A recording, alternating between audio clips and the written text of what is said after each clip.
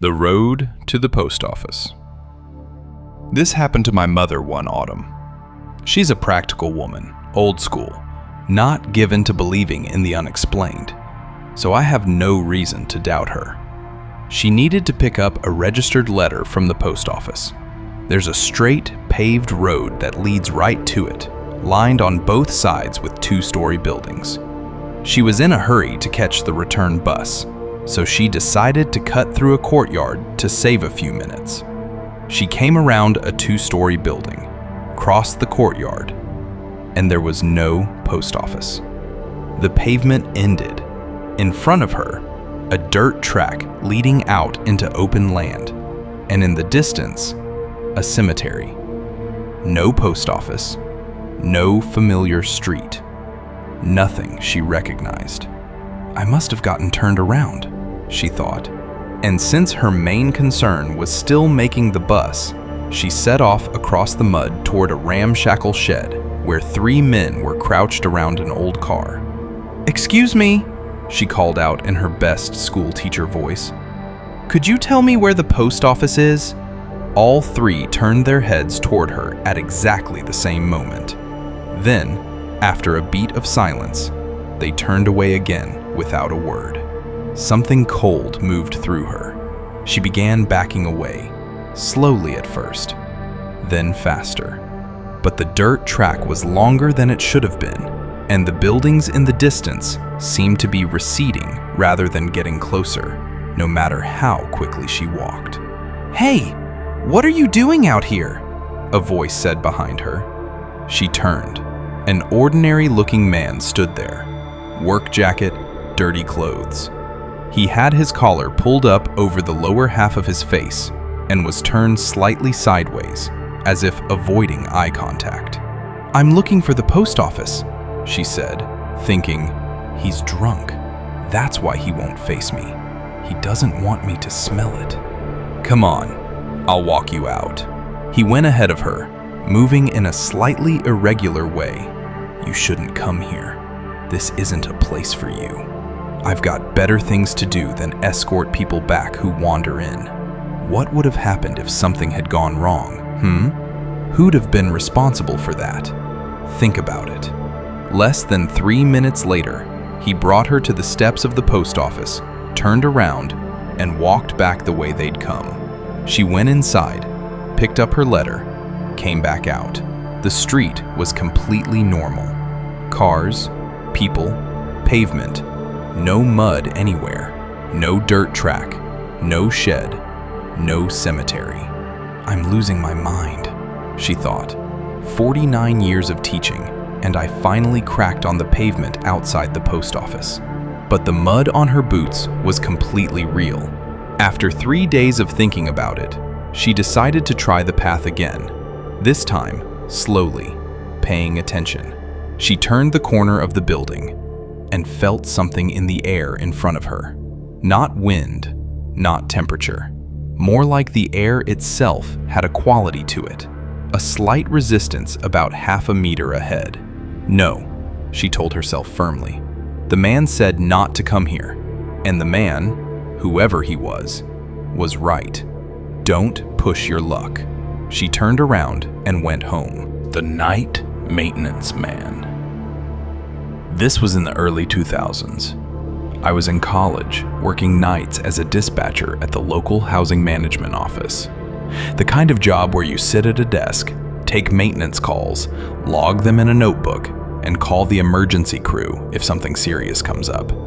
You also manually trigger the stairwell lights in the residential buildings if the automatic system fails, handle calls from stuck elevators, and sign out roof access keys to residents who need them for antenna installations. The internet infrastructure boom was just getting started, so those requests came in constantly. The pay was fine, the night shifts were quiet, and I could study for exams without anyone bothering me. I used to bake oatmeal cookies from scratch before every shift. Rolled oats, sugar, cheap margarine, because store-bought ones cost too much and weren't as good. I'd sit there with my tea and cookies and work through my calculus notes. Peaceful. One night around 2 in the morning, a man appeared in the doorway. I didn't recognize him. I was still new and didn't know everyone by face yet. So I said politely, "Good evening. Would you like some tea?" He gave me an odd look, but he came in. Work jacket, worn through in places, tool bag over his shoulder. I figured he was a maintenance worker pulling a night shift somewhere in the complex. We drank tea, chatted, talked about nothing in particular. He was easy company. After that, he started coming by on almost every shift. Tea, conversation. Good guy, though he didn't say much about himself. One time he showed up near dawn and brought a bottle of port wine. Said it was his birthday. We sat together as the sky began to lighten. The wine was remarkable. The bottle was ceramic, no label, and I've never tasted anything like it before or since. A couple of months in, I mentioned him to my shift partner. "Does Petrovich ever come by when you're on?" "Who's Petrovich?" "The night maintenance guy." She looked at me like I'd said something strange. "There's no night maintenance guy. There never has been. We call the emergency line if something breaks after hours. There's no one like that on staff." She pointed at the logbooks. "Check the rosters if you don't believe me. What Petrovich?" I sat with that for a while. She was right. There was no such position, no such person on any of the staff lists. And then another thing hit me. I always locked the front door when I came on shift. The only way in was for someone to ring from outside. My relief rang from outside every morning. So how had he been getting in? The next time Petrovich came by, we had tea as usual. When he got up to leave, I followed him, just curious. He went upstairs to the second floor, down the corridor, and out through a door at the end that opened onto a small balcony with a fire escape staircase. I went out after him. Darkness. Not just the ordinary darkness of a cloudy night. No lights anywhere. No street lamps, no lit windows in any of the buildings around the complex. Which was strange because if the automatic lighting had failed, my phone would have been ringing all evening with complaints, and it hadn't rung once. I came down the fire escape and looked around. Dead leaves and dry branches on the ground. The buildings around me were the right shape, same layout, but wrong. No lights in any window. And the housing management building itself looked like it had been abandoned for years. Paint peeling off in long strips, plaster crumbling. The window of my own office was dark and broken. A heavy, flat feeling settled over me. I said quietly, "Petrovich, where are we?" He turned around. He looked at me the way you look at someone who has just done something extremely stupid. "What are you doing?" he said. Not really a question. He grabbed me by the collar, hauled me back up the fire escape, pushed me through the door, and said, "Go to sleep." The door closed behind him. I went back down to my desk. Everything was fine. Lights on, window intact. I looked out. Street lamps lit, windows glowing in all the buildings. I sat at my desk until my relief arrived at 7. Didn't sleep. In the morning, I went and examined the balcony door on the second floor, inside and out. It had been nailed shut, 5 coats of paint over the frame. By the look of it, nobody had touched that door in at least a decade. Petrovich never came by again after that. I left the job a few months later when I got a real internship at a factory. I still think about those nights sometimes. The cookies were good. The port wine was better. And I'm glad I didn't ask more questions. The Madman and the Mirror. If anyone thinks schizophrenia is entertaining, they are deeply mistaken. The image of the cackling, uninhibited madman doing whatever he pleases is a Hollywood invention. The reality is fear. A cold, clinging, humiliating fear that makes your hands shake. freezes your face, and tangles your thoughts. And you lose yourself. The memory that was reliably filing information for you begins wandering the corridors of psychosis. It will hand you vivid recall of being shoved aside by your mother's drunk boyfriend when you were 3 years old. But you'll stand at the bathroom sink, unable to remember your own middle name. And in that moment, you understand. Another piece of yourself is gone. Permanently. Schizophrenia is the amputation of personality. And there is nothing funny about it. Some idiot once claimed that a mentally ill person doesn't know they're mentally ill. That's like saying a person who has lost both legs doesn't notice. The mind deteriorates day by day. The problems pile up. Work becomes unbearable. Your salary is stolen, and you're blamed for the shortage. The men in the hallway knock out your teeth over a cigarette you didn't have to give them.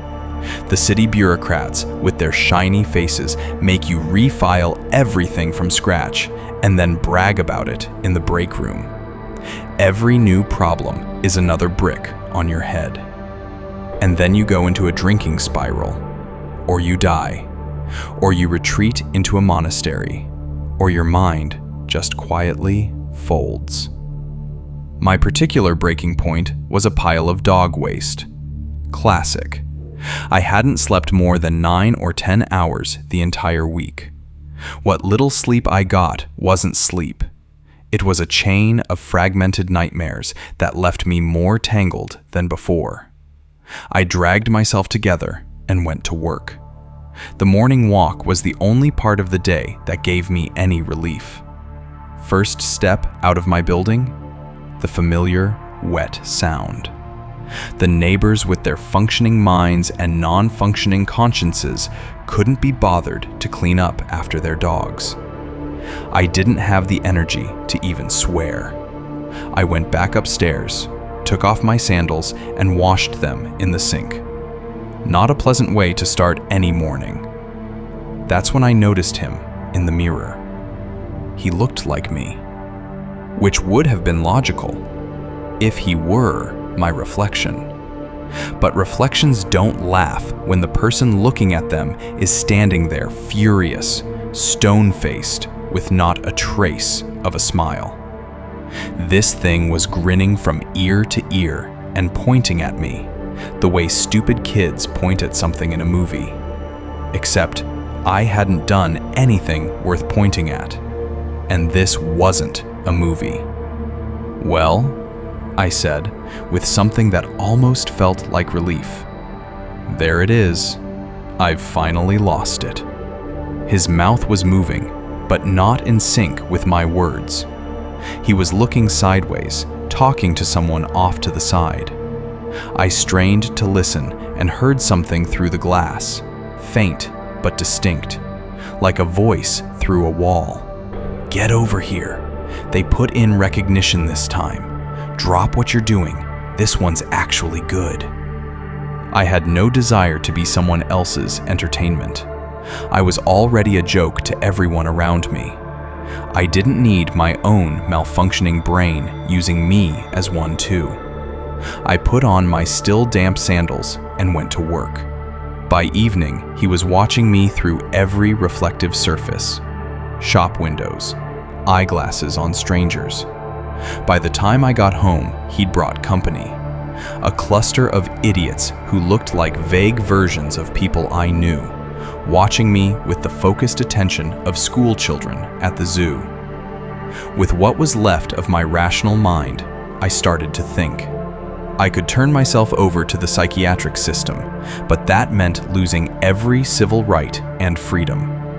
Anyone who tells you otherwise either doesn't know what they're talking about or is part of the apparatus that benefits from it. I had just enough grip on reality to avoid smashing every reflective surface in sight, because I understood that would lead directly back to option 1. Locking myself in a room without mirrors? I'm not in a Hollywood film. Even a madman has to eat. Living rough? In this climate? In December, we get 40 below.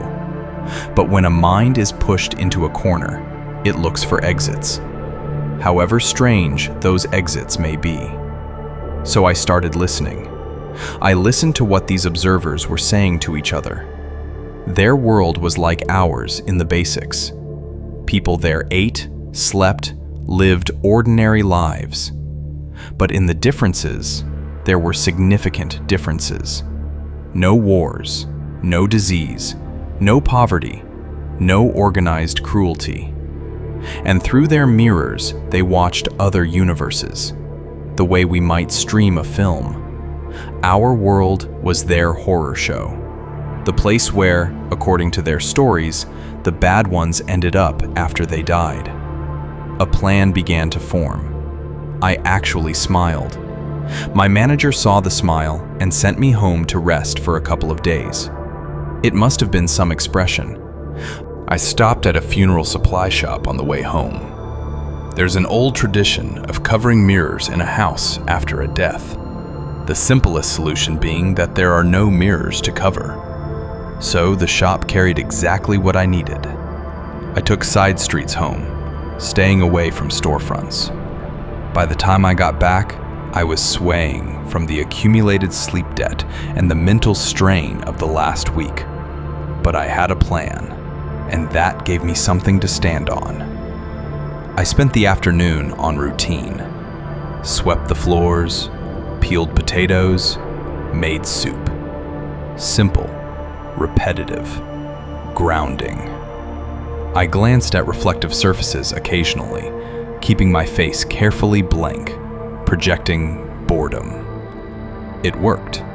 The audience drifted away from a dull performance. By evening, only my original observer was left. Time to move. I went to the bathroom and met his eyes in the mirror. He flinched slightly. My red eyes, hollow cheeks, and the general wreckage of my face must have made an impression. "Want to see something interesting?" I asked. He swallowed. Apparently being noticed was unusual. He was probably some local amateur, a young one. Hadn't thought to consult whoever managed official access to this particular view, which was exactly what I needed. "Do you?" I repeated. "Yes," he said, cautious. "Watch," I said, then firmly, "and stay alone. If anyone comes in, I stop." He clicked something on what looked like a remote control, presumably locking the door, and settled in to watch. Front row seat to the local curiosity.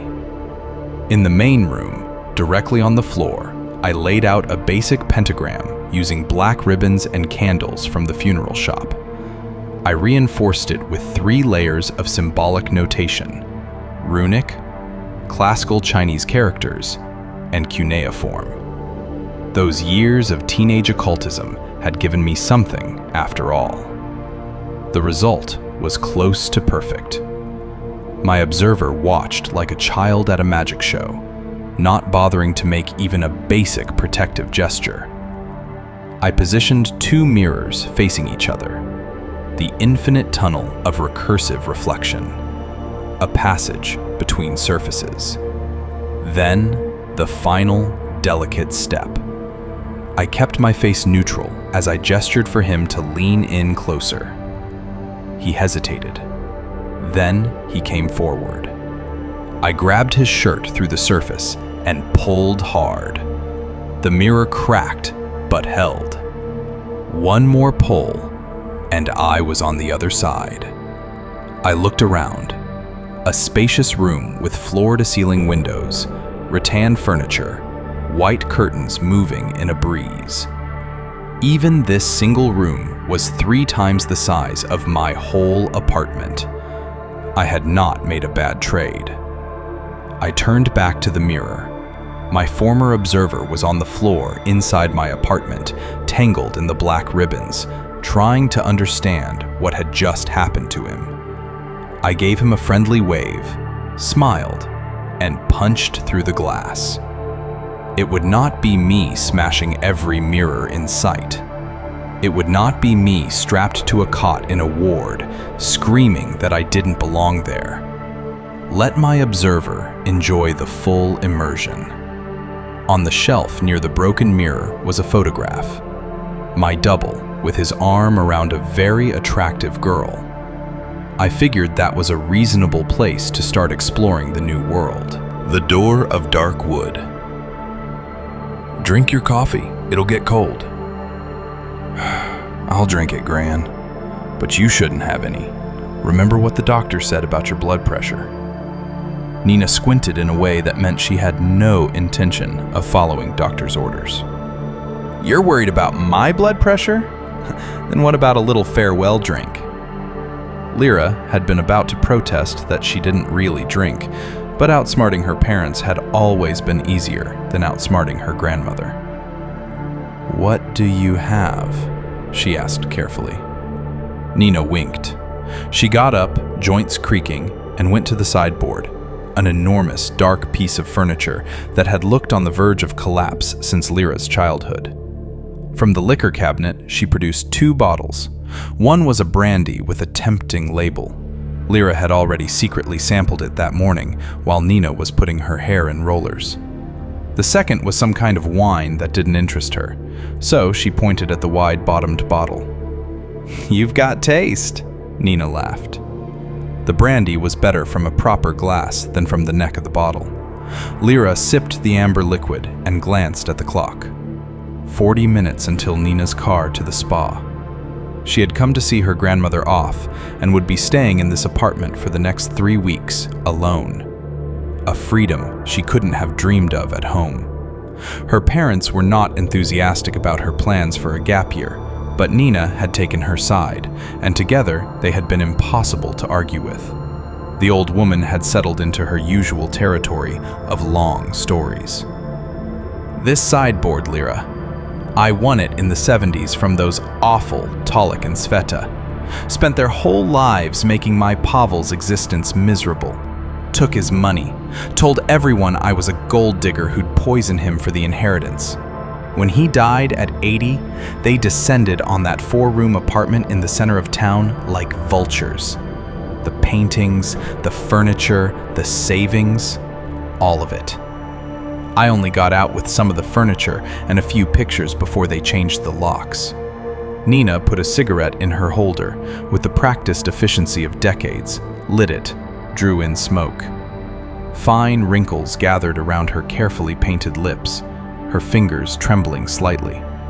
However briskly she carried herself, age was impossible to hide. This year, she would turn 81. The furniture was that valuable? Lyra asked, to be polite. Of course! Antique! Handcrafted before the revolution. You have no idea what Pavel paid for it. Nina gestured at the sideboard. Not the same as Anastasia's set, of course. She has an English suite her parents managed to save from the bombing. But then again, her grandfather was a jeweler before everything changed.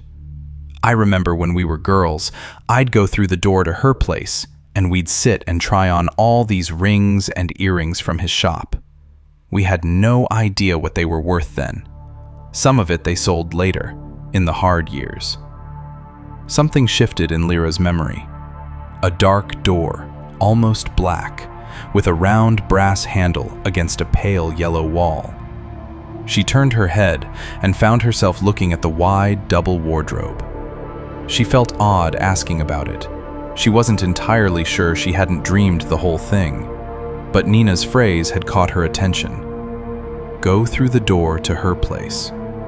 People went through doors constantly. You didn't specify that you went through a door, unless the door was unusual. Gran, Lyra said, keeping her voice casual. What door did you mean? How did you used to get to Anastasia's? Nina looked up and nodded at the wardrobe without hesitation.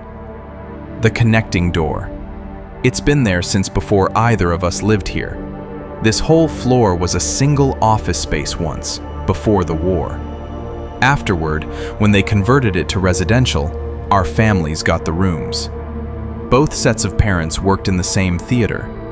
Your great-grandfather, Grigory, conductor, great-grandmother Tanya was in the chorus. Yes, you've told me.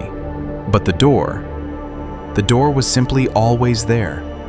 Neither family locked it. We came and went freely. Nastya and I ran back and forth all day as girls. Later, we started locking it. And when you were about 5, Nastya's son made a fuss, said the place was full of valuables and he didn't want a thoroughfare. He had us move the wardrobes to block it from both sides. He wanted to seal it up properly, but Nastya wouldn't allow it. She just had the place repainted. So the wardrobes stayed, and now we visit each other through the front door like civilized people. Before Lyra could absorb this, Nina's phone buzzed. The taxi was downstairs. Almost immediately came Anastasia's knock at the door. "Grigorievna, the car is waiting!" Lyra saw her grandmother into the taxi, waved the car off, and went back upstairs with a lightness in her step. 3 weeks. Her own space in the center of the city. She'd already told her friends. She poured the last of the morning brandy and hid the bottle behind the books. She wasn't going to let the boys drink Nina's good brandy, and looked around the room. All of it breathed Nina. The heavy burgundy curtains with gold tassels, like stage drapes from the theater she'd given her life to. The dark antique furniture, the round table under the massive chandelier, the upright piano in the corner. She lay on the sofa and turned on the television, but her eyes kept going back to the wardrobe. Now that Nina had explained it, Lyra remembered clearly. As a very small child, sitting under the round table, watching the black door, feeling certain it would open, scared and fascinated at the same time, and sometimes, in half-remembered dreams, the door had been open. But she couldn't approach it, couldn't even stretch out a hand to close it. She'd wake from those dreams soaked in cold sweat. The door of dark wood. Not a nightmare, not a dream, just a remnant of the building's past, blocked off with furniture. She called Anton. "Toe, she's gone. Come over." "Perfect. Me and the guys will be there in an hour. Pick up food and drinks on the way." "Obviously. We'll handle it." The next 2 days were exactly what she'd hoped for. Their small, close-knit group. Wine, Anton's guitar, late nights, the feeling that everything was exactly as it should be. The apartment felt like a different world from her parents' house. A small, private kingdom of their own. On the evening of the 3rd day, Anton mentioned that Ilya would be joining them. Lyra's expression shifted immediately. "That Ilya? Come on, Toe. Why did you have to invite him? He's fine. Seriously." Their group knew what fine meant in Ilya's case. He'd been the bassist in Anton's band until he punched the drummer in the nose during a rehearsal. The drummer had crept up behind him as a prank, and Ilya's response had been immediate and violent. The drummer gave Anton an ultimatum. The guitarist backed him up, and Anton, who'd gone to school with Ilya, had been forced to choose. You kept the people who were harder to replace. Since then, Anton had continued to see Ilya occasionally, bringing him along to group outings despite the quiet but persistent discomfort this caused everyone else. There were persistent rumors that Ilya had connections to something criminal, but no one had proof, so they stayed rumors. The doorbell. Lyra went with Anton to open it. "You don't have to take your shoes off. It's dry," she said without warmth, and went back to the room. The others followed.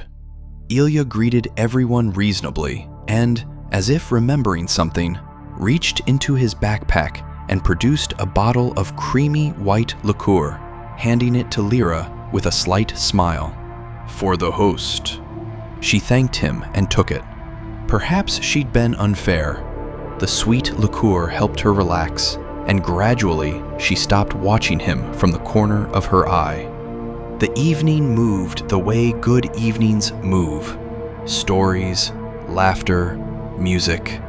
Lyra lay with her head on Anton's knee and let herself feel, for once, that everything was fine. Then, a plate slipped off the table. "Oops," said Vadim. "Knocked it." Lyra got up, temples aching slightly from the wine, and went to the sideboard for a replacement. Opening the cabinet, she reached for a stack of plain white plates and saw the key. Long, dark with age, yellowish metal. It was just sitting there among the cups and saucers, as if it belonged. She turned it over in her fingers. "Look what I found. I think this might be it." This caused immediate excitement. It was the previous evening's conversation coming back. They'd been talking about eerie places.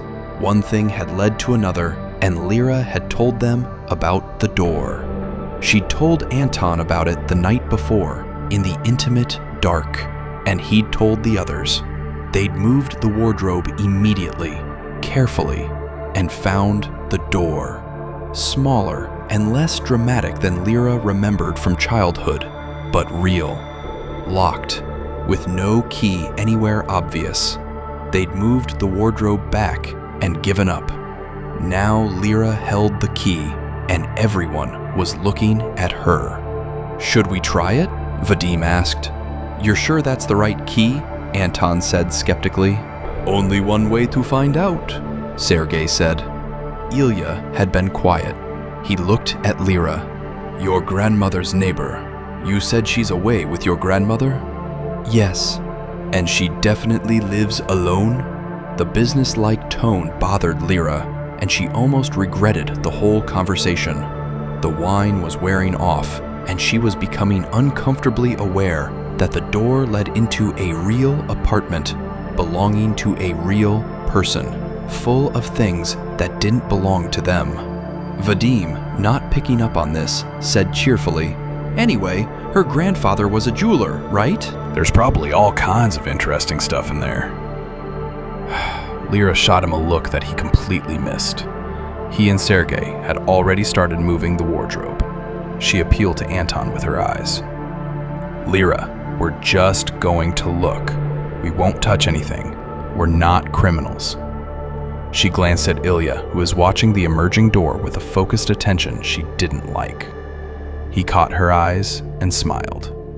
"Everything will be fine. We're just looking. No one will know."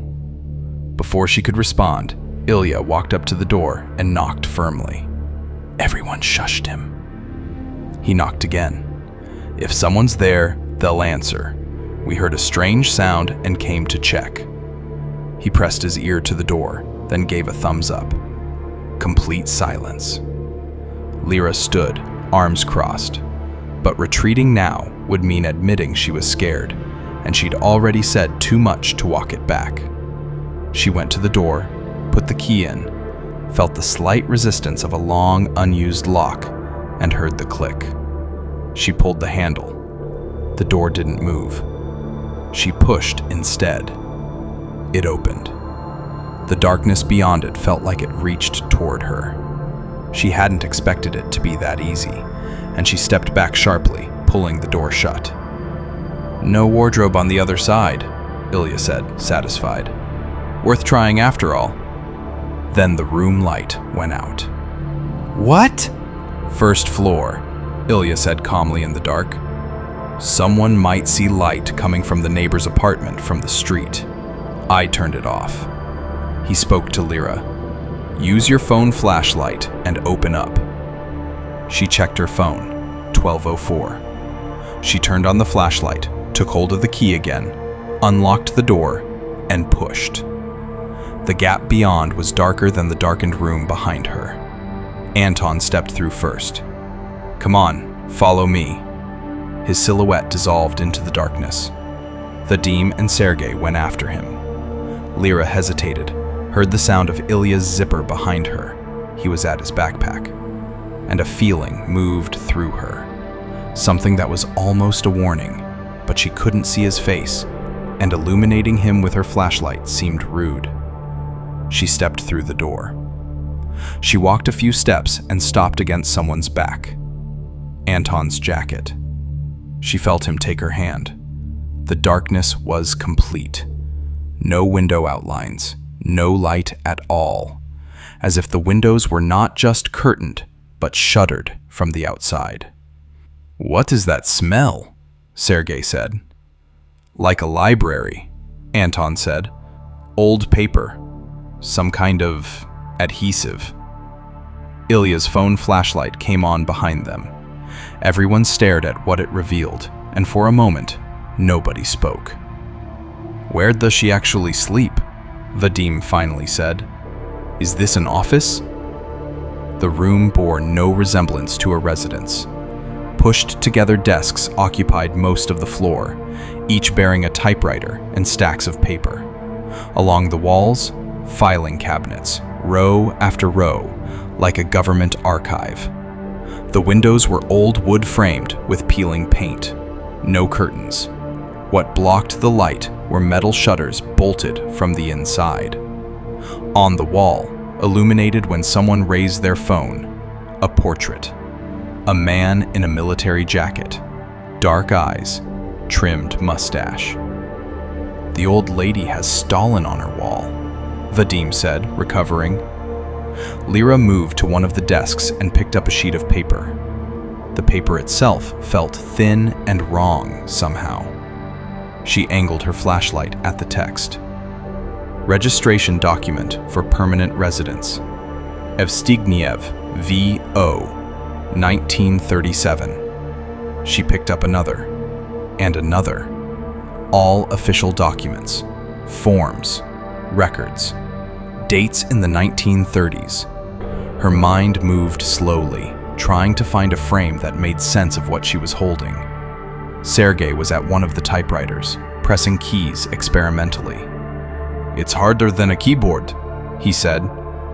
Lyra heard the sound the keys made and froze. That metallic clatter, rapid, like iron beads scattered across a floor. She had heard that sound before, as a child, in the night, from behind the wall. Before she could finish the thought, Ilya's voice cut through from across the room. "This is garbage. Where's the actual apartment? What did you tell us?"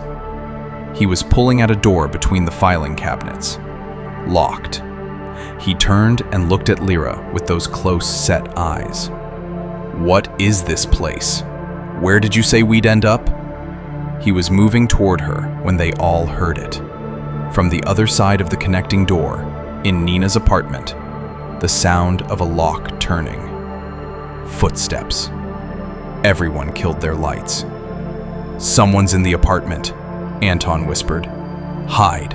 Now." He pulled Lyra down and under a desk. Dust everywhere. She pressed her face into his shoulder and prayed she wouldn't cough. The footsteps from Nina's apartment came closer. Then a voice, female, clear and sharp. "I know someone is here. I heard everything. Come out right now! If that's you, Ivan Alexandrovich, you might as well show yourself. I can smell your cologne. This is not the first time. I'm going to call for Yegor Vasilyevich to turn on the lights, and if you haven't come out by the count of 3, we're calling the police. 1. Before she reached 3, Lyra heard a different sound. Something wooden falling, followed by a sharp crack. The woman's legs buckled, and she fell directly in front of the desk where Lyra was hiding. Their eyes met. Young face, curled hair, mouth open in a silent scream, the front of her white blouse spreading dark. Her lips were moving without sound. Anton jumped up, knocked over a chair. Lyra followed him, and in the light of Anton's phone, she saw Ilya standing over the woman with a gun in his hand. "What did you do?" Anton said, in a voice Lyra had never heard from him before. "What did you do, you idiot?" The woman on the floor found her voice. "Who are you people? I'm calling the—" Ilya fired twice more. Lyra's scream mixed with the shots. She felt Anton push her back hard. Everything after that comes in fragments. Anton's voice in her ear telling her to get into the supply closet. The inside of the closet, dark, narrow, smelling of mothballs and old fabric. The door closing. The sounds from outside, shouting, a scuffle, another shot, Sergei crying out. And then, silence so sudden it felt like going deaf. She waited in the dark until she couldn't stand it, pushed the door. It opened.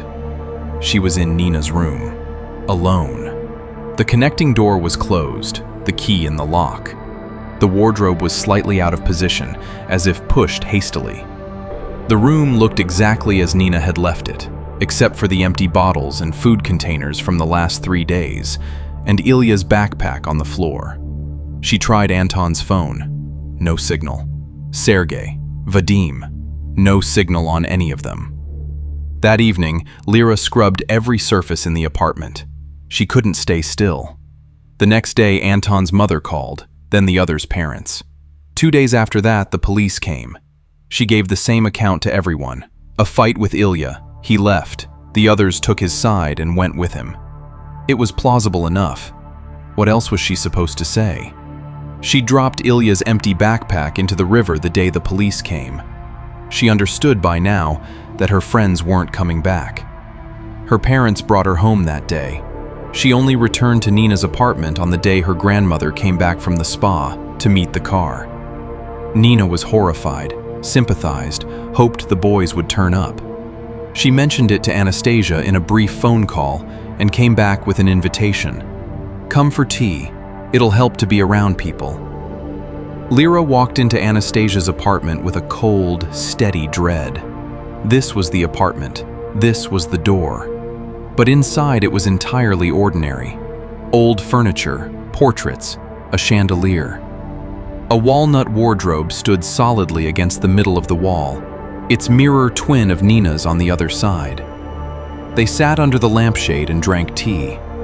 Anastasia was talking, and Lyra was half listening, returning gradually to the surface of things. The rooms were given to us in '47, after the war. Before that, we lived in a proper flat. I was very small, my mother told me about it.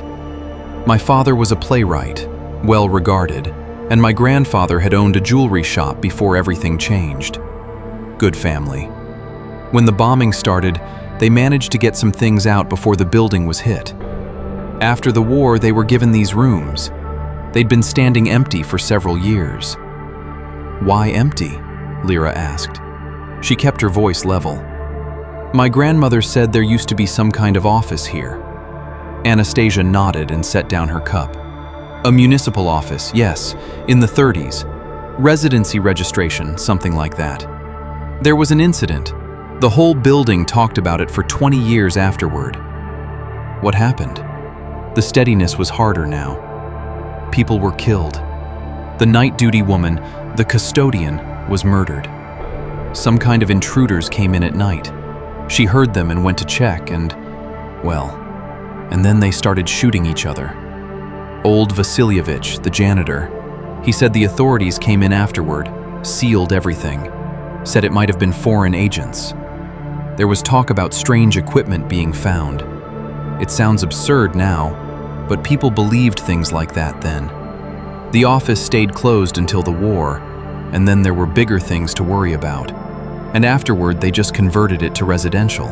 "I remember that story," Nina said. "We used to scare each other with the ghost of the custodian. It was a bit frightening, sleeping in a place where someone had been killed." The two old women drifted into reminiscence. Lyra sat with her teacup and stared at nothing. Foreign agents. Strange equipment. A picture surfaced, clear as a photograph. The warm half-dark of Nina's room. Anton's chest under her cheek, his arm across her. His wrist. His watch, a round face, white, with a red, white, and blue background she had thought was decorative. A pattern she had seen before, but not processed. The American flag.